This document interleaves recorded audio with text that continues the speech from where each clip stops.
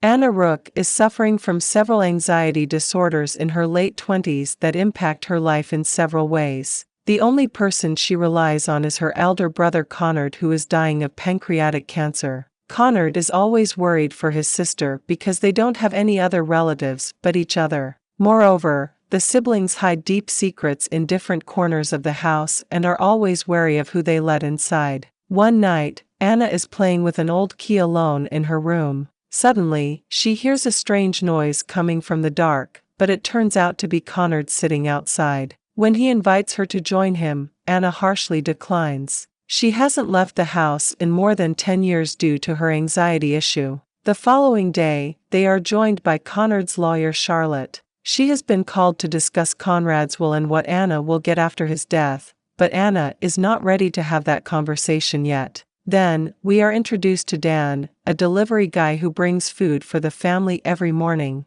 Other than Conrad, Dan is the only person Anna enjoys talking to. He is kind and has won her heart over the time he has worked for them. They can hear a big crash coming from Conrad's chamber while they talk. In a hurry, Anna helps her brother to get back on the bed. They talk with one another all day long about various topics. When Conrad brings up their father, Anna becomes enraged and refuses to forgive him. Anna is awakened by her care alarm a short while later. Conrad is found dead in his room after she rushes there. Although Anna was aware that this was inevitable, nothing in the world could have prepared her for her brother's passing. She thoroughly cleans the entire house and throws all his medications out after the paramedics remove his body. Dan helps Anna and gives her a shoulder to cry on when she needs it most. Dan suggests she sell the house and move somewhere else, but Anna is too connected to the house to leave it. Dan admits throughout their conversation that he wants to leave this place but lacks the finances to do so.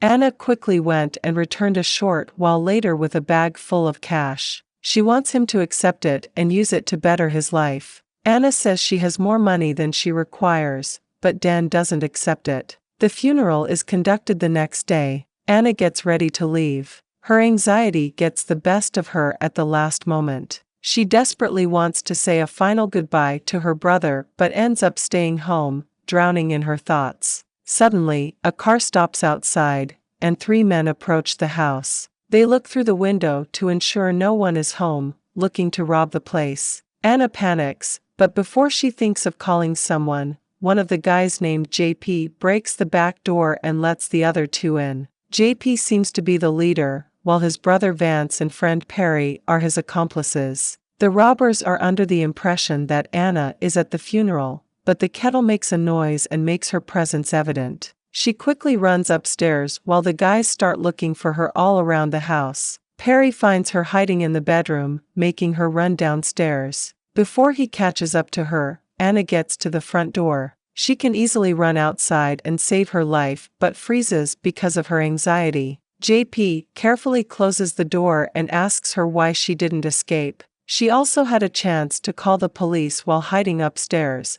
but she didn't. The guys think it is strange, but all they care about is the money she is hiding somewhere in the house. JP and his brother Vance continue looking for the money while Perry keeps an eye on Anna. She tells him about her anxiety and how she hasn't stepped out of the house for over a decade. Perry is fascinated by her and wants to check if she is telling the truth for his entertainment. He forcefully pulls her outside, making her pass out. When JP picks her up to help her, Anna wets herself. Vance is asked to take her to her room and get her cleaned as the other 2 search for the bag full of money. They ultimately find a basement with 2 doors without handles. The doors surely lead somewhere but are impossible to open. It is clear that either Conrad or Anna wanted to keep these rooms a secret. Meanwhile, Vance is still trying to get Anna to change. He is the weakest link among the 3 and is not willing to hurt someone for money. Anna also notices this and tries to convince him to help her. She convinces him to some extent,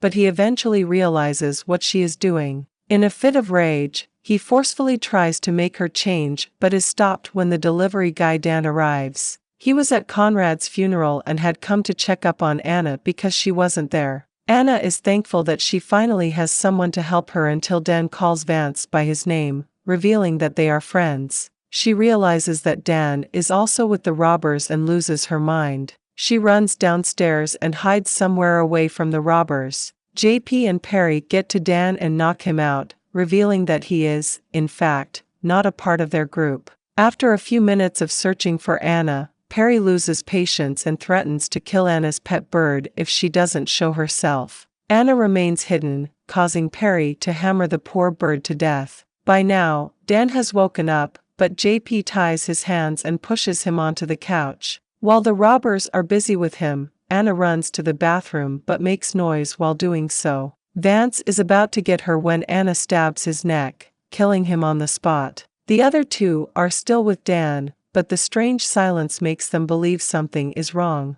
They ask Vance to say something only to hear the sound of Anna dragging his body to the basement. Soon, they locate the blood stains on the floor and follow them to find Vance's dead body. JP holds his brother and cries, promising to avenge his death. The mission turns into much more than just a robbery for the surviving duo. Perry notices Anna behind a door, but she locks it before he gets in. Afterward, she enters her room and brings out the key she was playing with at the film's beginning. The key is then used to open a console that consists of a lever. Upon pulling it, the stairs to the basement retract, trapping Perry and JP inside. Anna checks on them to make sure that they cannot come outside. Some time passes, and the robbers try to break the doors in the basement to get out, but it has been made to withhold any force. Outside, Dan reveals that he is friends with Vance and had told him about the money yesterday. He feels awful for doing so because he didn't know it would lead robbers into her house. Anna still refuses to untie his hands and asks him about Conrad's funeral. He tells her how it went and inquires about what Conrad would have done in a situation like this.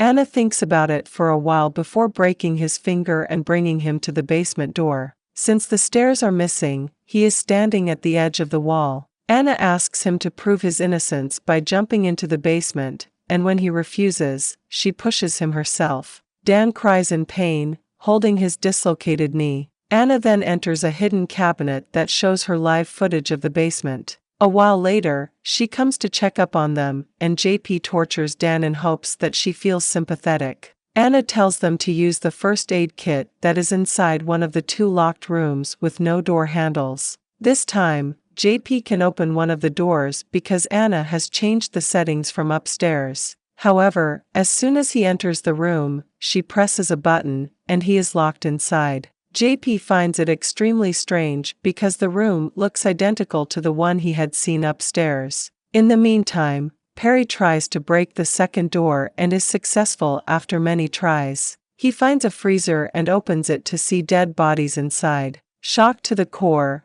Perry runs outside and comes face to face with Anna. Now that he has seen things that he shouldn't have, she cannot let him live. She hits him with a hammer on his head. The man is about to strangle her to death before he loses too much blood and dies. Outside, Dan manages to move into the second room and sees the dead bodies, realizing that something is very wrong. At the same time, Charlotte comes to check up on Anna because she hasn't been picking up her calls. Anna pretends like everything is fine and makes up an excuse for the noise coming from the basement. Charlotte doesn't think much of it and leaves after making sure Anna is okay. After her departure, Anna goes to the basement and finds Dan by the freezer. She puts him inside a cupboard which leads him into the room where JP is locked. The room has a one-way mirror that she uses to keep an eye on them. JP figures this out and tries to break it, but Anna informs him that the glass is bulletproof. She then makes him wear a shirt out of a cupboard.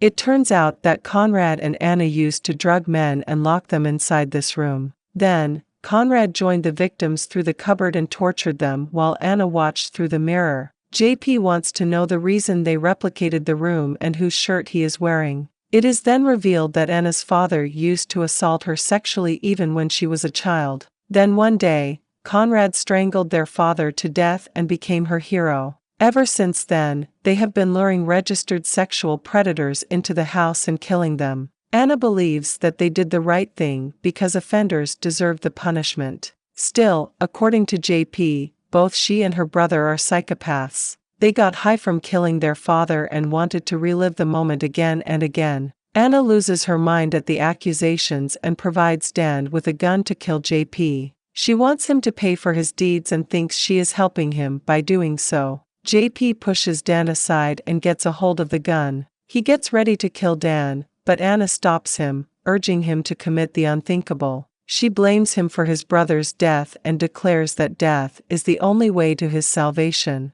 Initially, JP seems to be giving in to her demands. Still, he comes back to his senses and points the gun at Dan again. Seconds before he is shot, Anna opens the door and lets them out. JP helps Dan get outside of the house, but he isn't ready to run away yet. He looks at Vance's dead body, filled with rage and will to take revenge. Dan tries to convince him to let everything go, but is instead punched in the face. JP goes back in and starts pouring gasoline around the house. Anna brings him the bag full of money, hoping to send him away with it, but he refuses to take it and attacks her. In an ensuing struggle, Anna manages to run upstairs, but JP catches her and claims that he has an idea. He wants her to relive the bad memories she shared with her father by assaulting her. The fact that he is wearing her father's shirt makes it even worse for Anna. Just then, Dan comes into the room, and Anna takes advantage of the distraction to shoot JP dead.